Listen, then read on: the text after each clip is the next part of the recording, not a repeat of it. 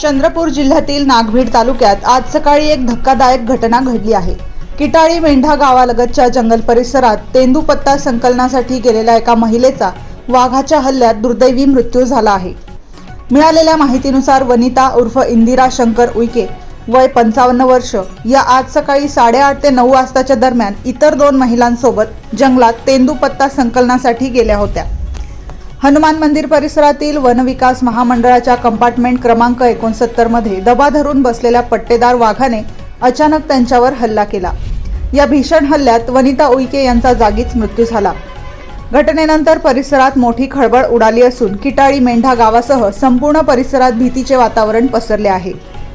विशेष म्हणजे मृत महिलेच्या कुटुंबावर यापूर्वीही दुःखाचा डोंगर कोसळला होता। त्यांचा एक मुलगा आधीच निधन पावला असून त्यांच्या पश्चात 2 मुले, 2 मुली आणि नातवंड असा मोठा परिवार आहे। दरम्यान या घटनेनंतर वनविभागाने परिसरात सतर्कता वाढवली असून नागरिकांनी जंगल परिसरात जाताना काळजी घेण्याचे आवाहन करण्यात आले आहे। सह्याद्रीचा राखणदारासाठी प्रणय बांगरे।